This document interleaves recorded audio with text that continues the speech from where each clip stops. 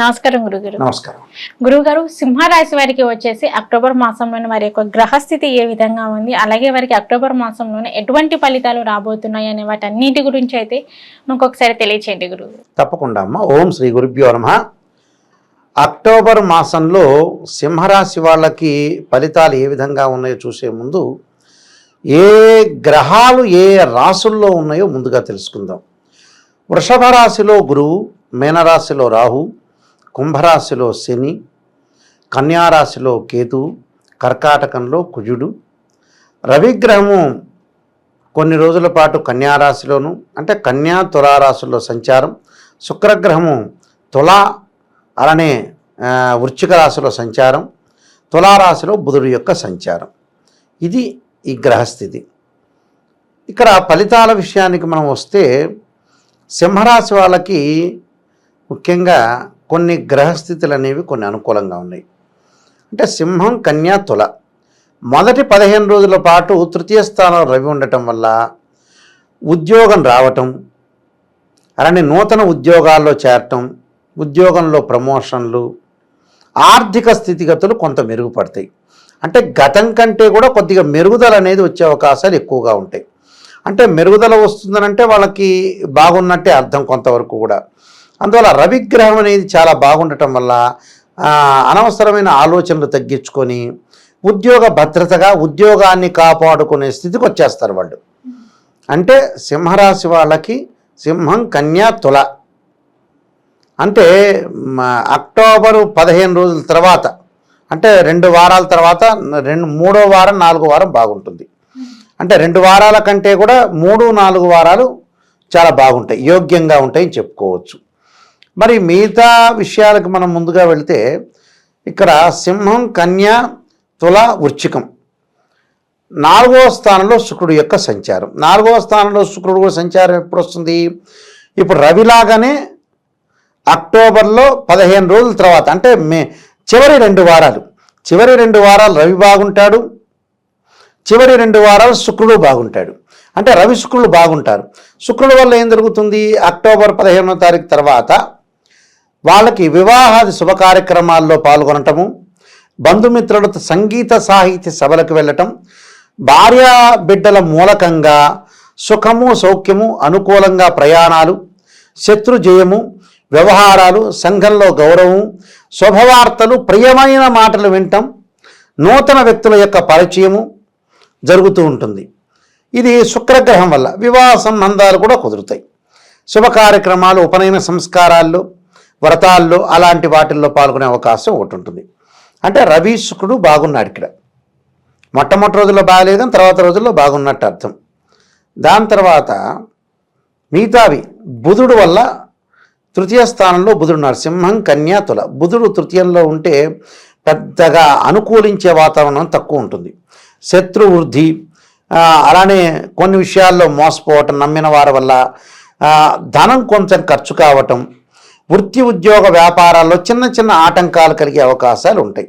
ఆ ఆటంకాలు కలగకుండా చూసుకోవాలి. అంటే వ్యాపారం చేసే వ్యక్తులు కూడా అతన్ని మోసం చేసే అవకాశాలు ఉంటాయి. ఎలాంటి వ్యక్తులు మోసం చేయటం అని అంటే వాళ్ళ పార్ట్నర్షిప్ ఉంటారు, మోసం చేయటం, వీళ్ళకి తెలియకుండా డబ్బులు తీసుకోవటం. కింద అసిస్టెంట్స్ ఉంటారు, అసిస్టెంట్స్ కూడా వీళ్ళ దగ్గర డబ్బులు తీసుకునే అవకాశాలు ఎక్కువ ఉంటాయి. కాబట్టి ఇలాంటి విషయాల్లో కొంత తొందరపాటు నిర్ణయాలు తీసుకోకుండా నూతన వ్యాపార విషయంలో కొన్ని జాగ్రత్త పాటించాలి. ఇది బుధుడి యొక్క ప్రభావం. మరి మిగతా గ్రహాలను మనం చూసుకుంటే 7వ స్థానంలో శని ఉన్నాడు, వక్రస్థితిలో ఉన్నాడు.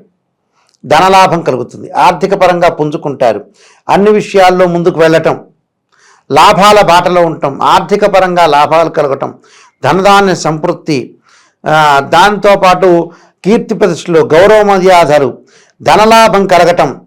అంటే కొంత భయం కలుగుతూ ఉంటుంది, మానసిక వేదన కలుగుతుంటుంది, కానీ బట్ ఇవన్నీ కలుగుతుంటాయి వాళ్ళకి. దానితో పాటు వీళ్ళకి 8వ స్థానంలో రాహు యొక్క సంచారం. ఆరోగ్యపరంగా ఇబ్బందులు రాకుండా ప్రయాణాలు చేసేటప్పుడు తగు జాగ్రత్త తీసుకోవాలి. అంటే మనం ప్రయాణం చేస్తున్నాం కదా అని విపరీతంగా వేగంతో వెళ్ళకూడదు. అకాల నిద్ర, సమయానికి నిద్రపోవాలి. శరీరంలో ఉష్ణం పెరుగుతుంది, స్కిన్ ఎలర్జీలు వస్తుంటాయి. విదేశాలకు వెళ్ళాలనుకుంటారు, వెళ్ళలేకపోతారు, అవస్థ పడుతూ ఉంటారు. దగ్గరికి వచ్చి పేపర్స్ అన్నీ రెడీ అవుతాయి కానీ వెళ్ళలేకపోతారు. ఏదో ఒక ఆటంకం, విఘ్నం కలుగుతూ ఉంటుంది వీళ్ళకి. అందువల్ల ఆ విఘ్నం కలిగే అవకాశం ఉంటుంది కాబట్టి మనం ఏదైతే కొన్ని కేర్ తీసుకొని ముందుకు వెళ్ళాలి. అలానే కుజుడు యొక్క ప్రభావం. కుజుడు ఎలా ఉన్నాడు? 12వ స్థానంలో ఉన్నాడు. 12వ స్థానంలో కుజుండటం వల్ల కూడా ఆరోగ్యపరంగా ఇబ్బందులు, ప్రయాణపరంగా ఇబ్బందులు, మోసపోవటం, నమ్మిన వారి వల్ల మోసపోవటం, మనోవేదన ఇలాంటివి కలగకుండా జంతువుల వల్ల కూడా కొంత రాహు వల్ల పీడ కలుగుతుంటుంది. తరచూ ప్రయాణం చేయటం వల్ల కూడా మనశ్శాంతి లోపించటం, భయము, ఆందోళనకు గురయ్యే అవకాశాలు ఎక్కువగా ఉంటాయి.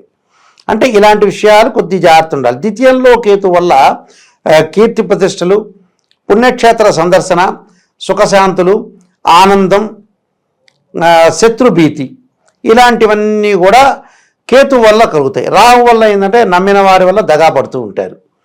అంటే వీళ్ళకి ఏ గ్రహాలు బాగున్నాయి స్పష్టతగా చెప్పాలంటే ముఖ్యంగా సింహరాశి వాళ్ళకు వచ్చేటప్పటికల్లా రవిగ్రహము, శుక్రుడు అక్టోబరు 3-4 వారాల్లో బాగుండటం, శని వక్రగతిలో ఉండటం వల్ల బాగుంటుంది, బుధుడు మధ్య రకమైన ఫలితాన్ని ఇస్తాడు, కేతువు బాగా మంచి ఫలితాన్ని ఇస్తాడు.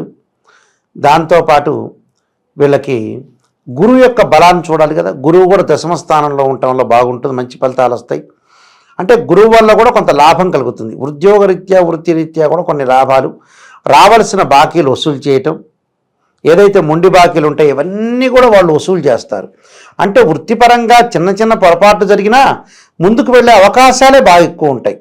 కాబట్టి ఇక్కడ గురువు మిశ్రమ ఫలితాన్ని ఇస్తాడు, రవి బాగున్నాడు, శుక్రుడు బాగున్నాడు. అంటే ఈ 3 గ్రహాలు కూడా పరిపూర్ణంగా ఉన్న, శని కూడా వక్రస్థితిలో ఉండటం వల్ల బాగున్నట్టే అర్థం.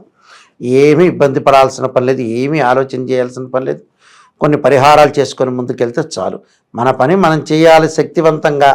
సగం మన చేతుల్లోనే ఉంటుంది, సగం భగవంతుడి చేతుల్లో ఉంటుంది. మనం చేయాలనుకుంటే పని చేయొచ్చు, చేయకూడదంటే నిద్రపోవచ్చు, అంతే.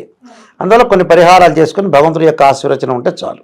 ఓకే గురుగారు, మరి ఈ సింహరాశి వారికి వచ్చేసి అక్టోబర్ మాసంలోని వీరు అనుకున్న పనులు సమయానికి అవ్వాలి అన్నా కానీ వీరికి ఇంకా మంచి ఫలితాలు కావాలి అనుకుంటే మరి వారు అక్టోబర్ మాసంలోనే ఎటువంటి పరిహారం చేసుకుంటే బాగుంటుంది? దుర్గా గణపతుల యొక్క ఆరాధన చేయాలి. గణపతిని గరికతో ఆరాధన చేయటం, నవధాన్య గణపతిని ఉంటుంది, ఆ గణపతిని ఆరాధన చేయటం. గణపతిని ఆరాధన చేయటమే కాకుండా అక్టోబర్ మాసంలో వచ్చే సంకష్టహర చతుర్థి వ్రతాన్ని చేసుకోవటం మంచిది. అంటే జీవితంలో వాళ్ళకి విఘ్నం లేకుండా ఉంటుంది. రాహు యొక్క బలం తగ్గింది కాబట్టి మనకు అక్టోబర్ మాసం నవరాత్రులు వస్తాయి, శరన్నవరాత్రులు అంటారు. ఈ శరన్నవరాత్రుల్లో ఏ మండపం దగ్గరికి వెళ్ళైనా సరే ప్రతిరోజు అక్కడ కూర్చోవటం, అక్కడ అమ్మవారి యొక్క ఆరాధన, రాజరాజేశ్వరి, గాయత్రి, అన్నపూర్ణ, దుర్గాదేవి, స్వర్ణ కవచలాంతరు దుర్గాదేవి, మనం ప్రతిరోజు కూడా ఒక్కొక్క అవతారంతో ఉంటారు అమ్మవారు. గాయత్రి అని, అన్నపూర్ణని, రాజరాజేశ్వరి అని, మహాలక్ష్మి అని, సరస్వతి అని ఈ అమ్మవారి యొక్క ఆరాధన చేసి ఇంటిలో కూడా అమ్మవారి యొక్క పీఠం పెట్టుకోవటం కానీ, లేకపోతే అమ్మవారి యొక్క కాత్యాయనాయుధే కన్యకుమారి ధీమే తన్నో దుర్గి ప్రచోదయాత్ అనే మంత్రాన్ని కూడా చక్కగా చదివి వీలైతే దుర్గా హోమంలో, గణపతి హోమంలో పాల్గొంటే చాలా మంచిదమ్మా. ఓకే గురుగారు, సింహరాశి వారికి వచ్చేసి అక్టోబర్ మాసంలోనే ఎలా ఉండబోతుంది, మరి వారికి ఎటువంటి ఫలితాలు రాబోతున్నాయి అనే వాటి గురించి అయితే తెలియజేశారు. ధన్యవాదాలు గురుగారు. నమస్కారం.